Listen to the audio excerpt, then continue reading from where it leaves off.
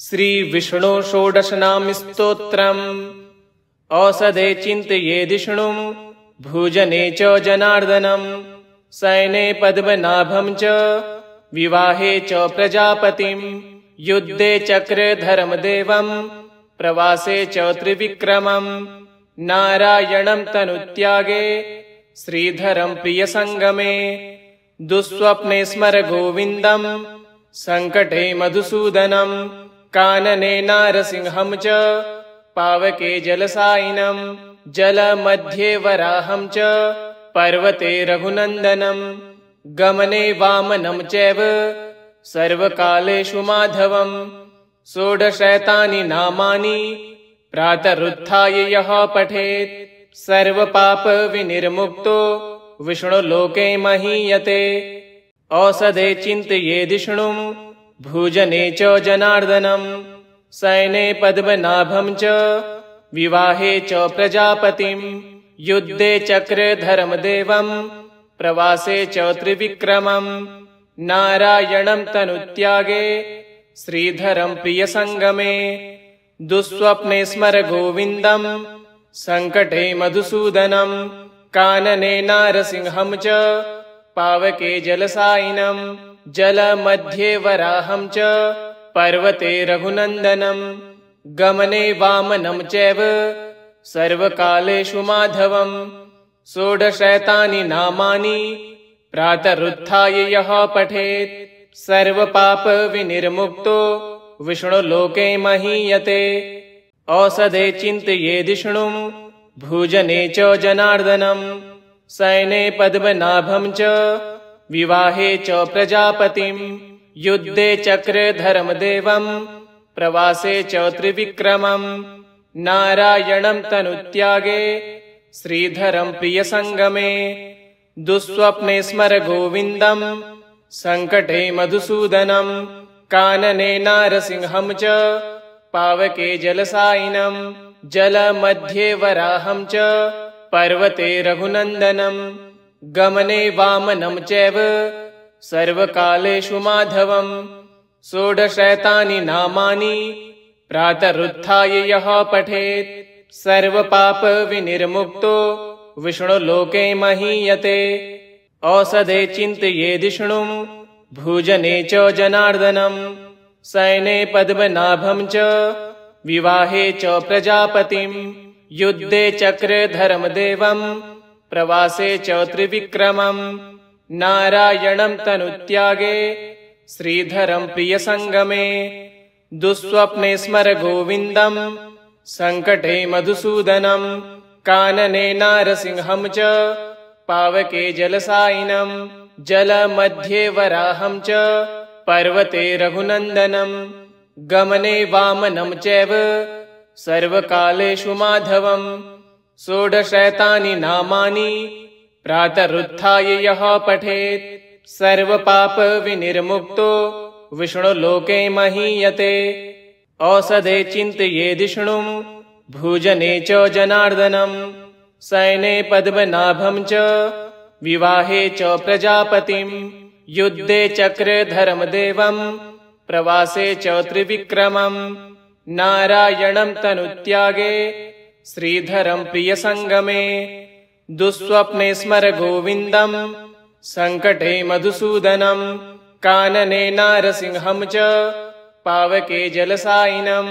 जलमध्ये वराहं च पर्वते रघुनन्दनं गमने वामनं चैव सर्वकालेषु माधवं षोडशैतानि नामानि प्रातरुत्थाय यः पठेत् सर्वपाप विनिर्मुक्तो विष्णुलोके महीयते औषधे चिन्तयेदिष्णुं भुजने च जनार्दनं शयने पद्मनाभं च विवाहे च प्रजापतिं युद्धे चक्रे धर्मदेवं प्रवासे च त्रिविक्रमम् नारायणं तनुत्यागे श्रीधरं प्रियसङ्गमे दुःस्वप्ने स्मर गोविन्दं सङ्कटे मधुसूदनं कानने नारसिंहं च पावके जलसायिनं जलमध्ये वराहं च पर्वते रघुनन्दनं गमने वामनं चैव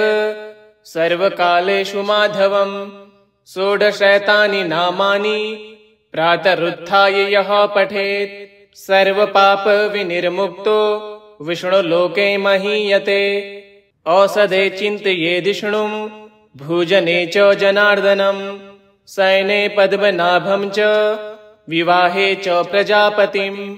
युद्धे चक्रे धर्मदेवम् प्रवासे च त्रिविक्रमम्। नारायणं तनुत्यागे श्रीधरं प्रियसङ्गमे। दुःस्वप्ने स्मर गोविन्दम् सङ्कटे मधुसूदनम्। कानने नारसिंहं च पावके जलसायिनम्। जलमध्ये वराहं च पर्वते रघुनन्दनम्। गमने वामनं चैव सर्वकालेषु माधवम्। षोडशैतानि नामानि प्रातरुत्थाय यः पठेत् सर्वपापविनिर्मुक्तो विष्णुलोके महीयते। औषधे चिन्तयेदिष्णुं भोजने च जनार्दनम्। शयने पद्मनाभं च विवाहे च प्रजापतिम्। युद्धे चक्रे धर्मदेवम् प्रवासे च त्रिविक्रमम्। नारायणं तनुत्यागे श्रीधरं प्रियसङ्गमे। दुःस्वप्ने स्मर गोविन्दम् सङ्कटे मधुसूदनम्। कानने नारसिंहं च पावके जलसायिनम्। जलमध्ये वराहं च पर्वते रघुनन्दनम्। गमने वामनं चैव सर्वकालेषु माधवम्। षोडशैतानि नामानि प्रातरुत्थाय यः पठेत् सर्वपापविनिर्मुक्तो विष्णुलोके महीयते। औषधे चिन्तयेदिष्णुं भोजने च जनार्दनम्। शयने पद्मनाभं च विवाहे च प्रजापतिम्। युद्धे चक्रे धर्मदेवम् प्रवासे च त्रिविक्रमम्। नारायणं तनुत्यागे श्रीधरं प्रियसङ्गमे। दुःस्वप्ने स्मर गोविन्दम् सङ्कटे मधुसूदनम्। कानने नारसिंहं च पावके जलसायिनम्। जलमध्ये वराहं च पर्वते रघुनन्दनम्। गमने वामनं चैव सर्वकालेषु माधवम्। षोडशैतानि नामानि प्रातरुत्थाय यः पठेत् सर्वपापविनिर्मुक्तो विष्णुलोके महीयते। औषधे चिन्तयेदिष्णुं भोजने च जनार्दनम्। शयने पद्मनाभं च विवाहे च प्रजापतिम्। युद्धे चक्रे धर्मदेवम् प्रवासे च त्रिविक्रमम्। नारायणं तनुत्यागे श्रीधरं प्रियसङ्गमे। दुःस्वप्ने स्मर गोविन्दम् सङ्कटे मधुसूदनम्। कानने नारसिंहं च पावके जलसायिनम्। जलमध्ये वराहं च पर्वते रघुनन्दनम्। गमने वामनं चैव सर्वकालेषु माधवम्। षोडशैतानि नामानि प्रातरुत्थाय यः पठेत् सर्वपापविनिर्मुक्तो विष्णुलोके महीयते। औषधे चिन्तयेदिष्णुं भोजने च जनार्दनम्। शयने पद्मनाभं च विवाहे च प्रजापतिम्। युद्धे चक्रे धर्मदेवम् प्रवासे च त्रिविक्रमम्। नारायणं तनुत्यागे श्रीधरं प्रियसङ्गमे। दुःस्वप्ने स्मर गोविन्दम् सङ्कटे मधुसूदनम्। कानने नारसिंहं च पावके जलसायिनम्। जलमध्ये वराहं च पर्वते रघुनन्दनम्। गमने वामनं चैव सर्वकालेषु माधवम्। षोडशैतानि नामानि प्रातरुत्थाय यः पठेत् सर्वपापविनिर्मुक्तो विष्णुलोके महीयते। औषधे चिन्तयेदिष्णुं भोजने च जनार्दनम्। शयने पद्मनाभं च विवाहे च प्रजापतिम्। युद्धे चक्रे धर्मदेवम् प्रवासे च त्रिविक्रमम्। नारायणं तनुत्यागे श्रीधरं प्रियसङ्गमे। दुःस्वप्ने स्मर गोविन्दम् सङ्कटे मधुसूदनम्। कानने नारसिंहं च पावके जलसायिनं जलमध्ये वराहं च पर्वते रघुनन्दनं गमने वामनं चैव सर्वकालेषु माधवम् षोडशैतानि नामानि प्रातरुत्थाय यः पठेत् सर्वपाप विनिर्मुक्तो विष्णुलोके महीयते। औषधे चिन्तयेदिष्णुं भोजने च जनार्दनं शयने पद्मनाभं च विवाहे च प्रजापतिं युद्धे चक्रे धर्मदेवं प्रवासे च त्रिविक्रमं नारायणं तनुत्यागे श्रीधरं प्रियसङ्गमे दुःस्वप्ने स्मर गोविन्दं सङ्कटे मधुसूदनं कानने नारसिंहं च पावके जलसायिनं जलमध्ये वराहं च पर्वते रघुनन्दनं गमने वामनं चैव सर्वकालेषु माधवम् षोडशैतानि नामानि प्रातरुत्थाय यः पठेत् सर्वपाप विनिर्मुक्तो विष्णुलोके महीयते। औषधे चिन्तयेदिष्णुं भोजने च जनार्दनं शयने पद्मनाभं च विवाहे च प्रजापतिं युद्धे चक्रे धर्मदेवं प्रवासे च त्रिविक्रमं नारायणं तनुत्यागे श्रीधरं प्रियसङ्गमे दुःस्वप्ने स्मर गोविन्दं सङ्कटे मधुसूदनं कानने नारसिंहं च पावके जलसायिनं जलमध्ये वराहं च पर्वते रघुनन्दनं गमने वामनं चैव सर्वकालेषु माधवम् षोडशैतानि नामानि प्रातरुत्थाय यः पठेत् सर्वपाप विनिर्मुक्तो विष्णुलोके महीयते। औषधे चिन्तयेदिष्णुं भोजने च जनार्दनं शयने पद्मनाभं च विवाहे च प्रजापतिं युद्धे चक्रे धर्मदेवं प्रवासे च त्रिविक्रमं नारायणं तनुत्यागे श्रीधरं प्रियसङ्गमे दुःस्वप्ने स्मर गोविन्दं सङ्कटे मधुसूदनं कानने नारसिंहं च पावके जलसायिनं जलमध्ये वराहं च पर्वते रघुनन्दनं गमने वामनं चैव सर्वकालेषु माधवम् षोडशैतानि नामानि प्रातरुत्थाय यः पठेत् सर्वपाप विनिर्मुक्तो विष्णुलोके महीयते।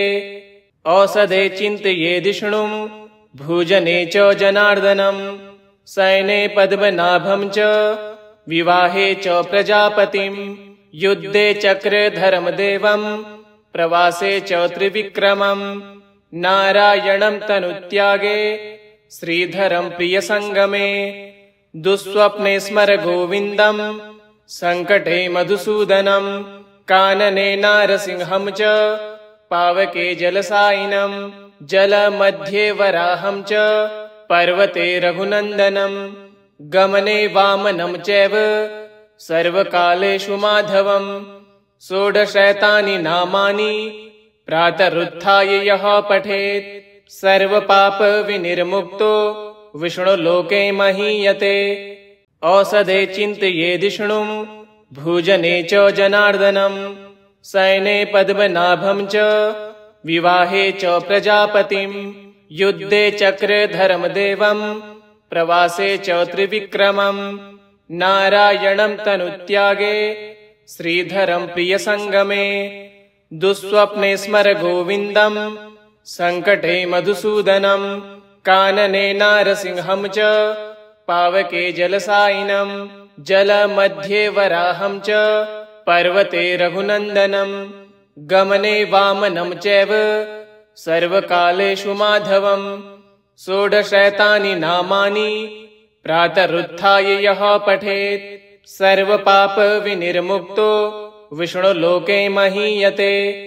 औषधे चिन्तयेदिष्णुं भोजने च जनार्दनं शयने पद्मनाभं च विवाहे च प्रजापतिं युद्धे चक्रे धर्मदेवं प्रवासे च त्रिविक्रमं नारायणं तनुत्यागे श्रीधरं प्रियसङ्गमे दुःस्वप्ने स्मर गोविन्दं सङ्कटे मधुसूदनं कानने नारसिंहं च पावके जलसायिनं जलमध्ये वराहं च पर्वते रघुनन्दनं गमने वामनं चैव सर्वकालेषु माधवं षोडशैतानि नामानि प्रातरुत्थाय यः पठेत् सर्वपापविनिर्मुक्तो विष्णुलोके महीयते औषधे चिन्तयेदिष्णुं भुजने च जनार्दनं शयने पद्मनाभं च विवाहे च प्रजापतिं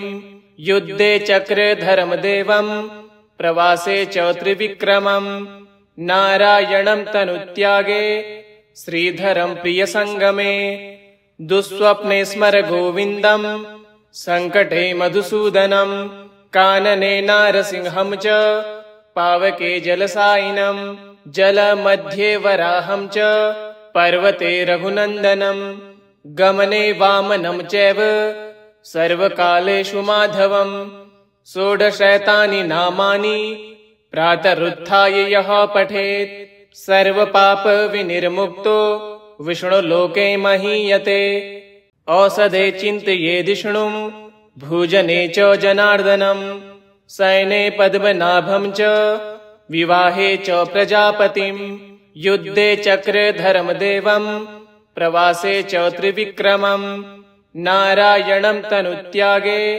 श्रीधरं प्रियसङ्गमे दुःस्वप्ने स्मर गोविन्दं सङ्कटे मधुसूदनं कानने नारसिंहं च पावके जलसायिनं जलमध्ये वराहं च पर्वते रघुनन्दनं गमने वामनं चैव सर्वकालेषु माधवं षोडशैतानि नामानि प्रातरुत्थाय यः पठेत् सर्वपापविनिर्मुक्तो विष्णुलोके महीयते औषधे चिन्तयेदिष्णुं भुजने च जनार्दनं शयने पद्मनाभं च विवाहे च प्रजापतिं युद्धे चक्रधरमदेवं प्रवासे च त्रिविक्रमं नारायणं तनुत्यागे श्रीधरं प्रियसङ्गमे दुःस्वप्ने स्मर गोविन्दं सङ्कटे मधुसूदनं कानने नारसिंहं च